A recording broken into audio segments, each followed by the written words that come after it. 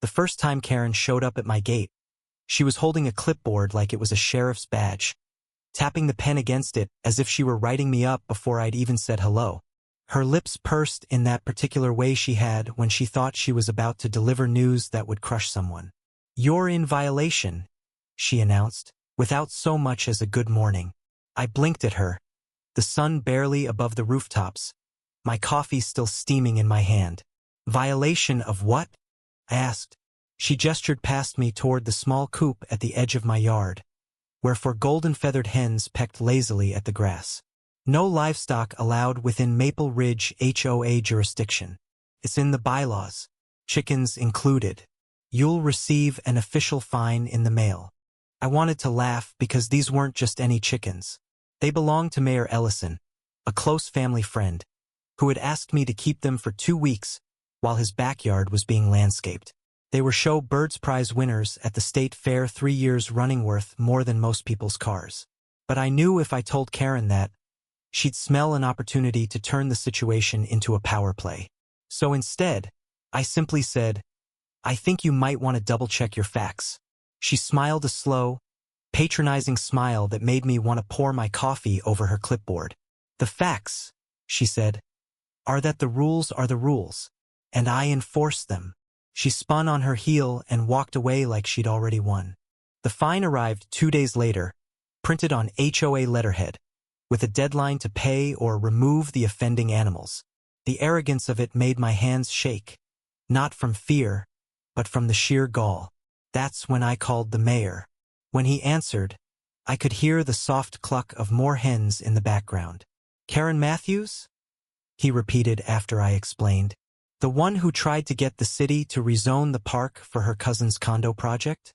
"Oh, I know her." There was a long pause, then a low chuckle.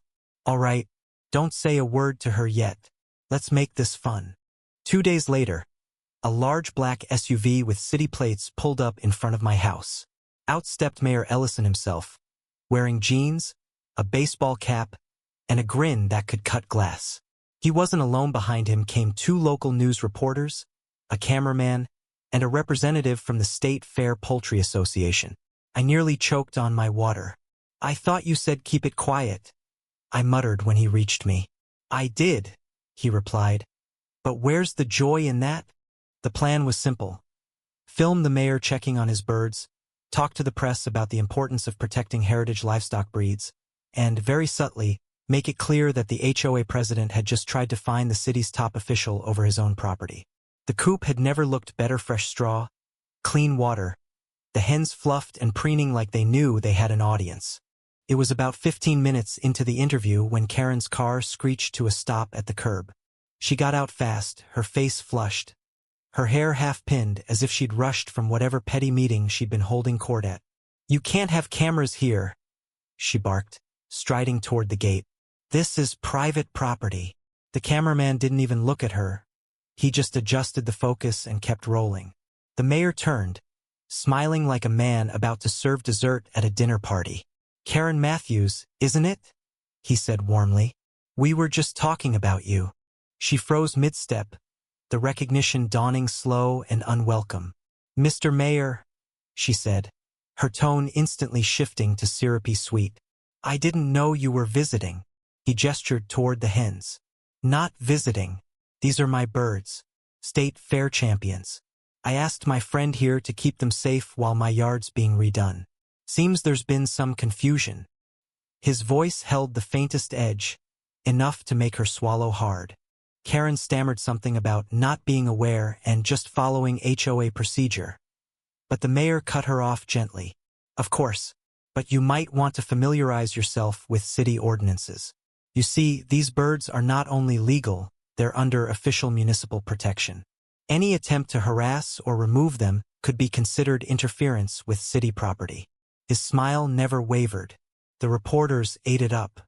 The footage aired that evening on the local news. There was Karen, caught mid-sentence, looking like she'd swallowed a lemon, while the mayor explained to viewers the history of his prize-winning hens and the importance of respecting property rights. The segment ended with a close-up of one hen pecking calmly at the grass, the caption reading, "Not just chicken civic treasures." By the next morning, The HOA's inbox was flooded with emails from residents demanding Karen drop the fine and apologize publicly. On the neighborhood Facebook page, memes started popping up. Karen in a chicken suit, Karen holding an egg, Karen photoshopped as the chicken police. It might have been funny if it weren't so perfectly deserved. But the best part was yet to come. The mayor called me again that afternoon. She's requested a private meeting to clear the air, he said. I told her I'd be happy tote your place with you present. I agreed instantly. If she wanted to save face, she was going to have to do it on the same ground where she tried to humiliate me. When Karen arrived, she wore a smile that didn't reach her eyes. I think we can agree this was a misunderstanding, she began, clasping her hands like she was at a prayer circle. No hard feelings. The mayor leaned back in his chair, arms crossed. Oh, there are hard feelings, he said pleasantly. You find someone for doing me a favor, and you did it without checking the law, which is concerning. She started to protest, but he held up a hand. I'm not here to ruin you, Karen. I'm here to suggest that you take a step back from your role for a while. Let someone else handle enforcement. You've clearly lost the trust of your neighbors. Her nostrils flared, but she nodded, probably calculating that a graceful retreat was better than more headlines. She left that day with her tail between her legs, but I knew Karen well enough to expect she'd try to claw her way back. What I didn't know was how quickly the neighborhood would rise to stop her. The days after that meeting felt almost surreal. For the first time in years, people on our street walked past Karen's house without the stiff, polite nods that used to mask their unease. Some didn't acknowledge her at all. Others smiled too brightly, the kind of smile that says, "You don't scare me anymore." She'd retreated from her usual daily patrols, no longer stalking the sidewalks with her clipboard. But that didn't mean she'd given up. 2 weeks later, a flyer appeared in every mailbox. Community Standards Revival Meeting hosted by HOA President Karen Matthews. The language was a sugary mix of unity and mutual respect. But between the lines, it was clear this was her attempt to reassert control. What she didn't expect was that the very people she'd alienated were now organized, and they were bringing backup. When the night of the meeting arrived, the community hall was packed. Residents filled every chair, and latecomers lined the walls. The mayor was there, in his usual quiet confidence, sitting beside me and chatting with Luke from the Veterans Charity. Several reporters hovered near the back, notebooks ready.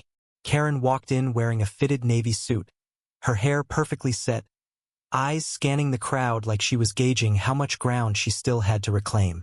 She opened with a practice speech about restoring harmony and moving forward together, carefully avoiding any direct mention of the chicken debacle. For a few minutes, I almost believed she might get away with it until Carol stood up.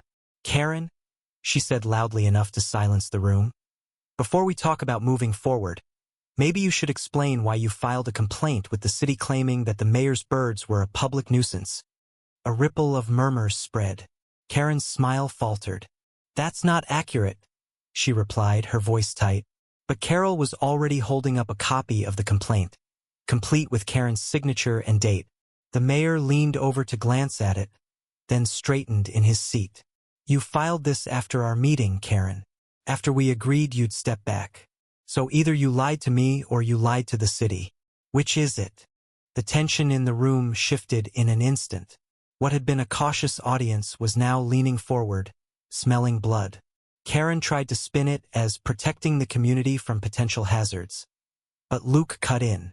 "Hazards? Those hens have won more blue ribbons than you've sent holiday cards." Laughter broke out, sharp and unrestrained. Then came the twist. The mayor gestured to a man sitting quietly in the second row, someone I hadn't noticed before. "This," he said, "is Dr. Philip Crane, head of the State Agricultural Commission. He's here because he's been looking into a pattern of harassment complaints involving heritage livestock across multiple HOAs in the county. Guess whose name keeps popping up?" Dr. Crane stood, holding a folder fat with documents. "We've confirmed that in the last 3 years, Ms. Matthews has filed a total of 19 nuisance claims against residents keeping legal poultry or small livestock. In most cases, these animals were part of registered preservation programs. Every single claim was dismissed, but each one caused the owner significant stress, and in some cases, financial loss. He closed the folder with a decisive snap. It's targeted harassment, plain and simple. Gasps filled the hall. Karen's face went from pale to blotchy red. She stood, sputtering about misinterpretations and civic duty. But the damage was done. The mayor looked at Jonathan, the HOA vice president, who had been silent until now. "Jonathan," he said evenly, "I think your community deserves better leadership." The motion to remove Karen on grounds of misconduct passed without a single vote in her favor. No one clapped, there was no gloating. Just the collective exhale of people finally setting down a weight they'd carried too long.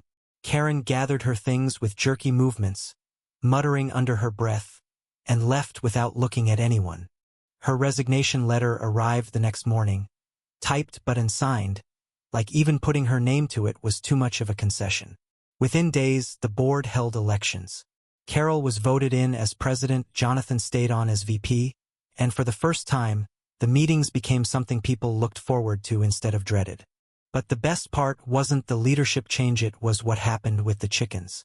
At the next neighborhood event, the mayor brought them back, strutting around in a small portable pen while kids fed them seeds and parents took photos. He even unveiled a small plaque that read, "In honor of the Maple Ridge hens, who reminded us all what's worth protecting." The crowd laughed, clapped, and took turns posing with the birds like they were celebrities. Life settled into a new rhythm after that.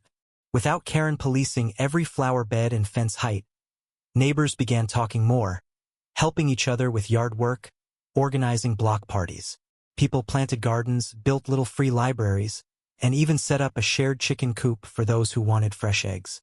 It felt like the neighborhood had finally remembered it was a place to live, not a kingdom to be ruled. I still see the mayor from time to time. Whenever we talk about that summer, he always smiles and says, "You know, those birds did more for civic engagement than half my speeches."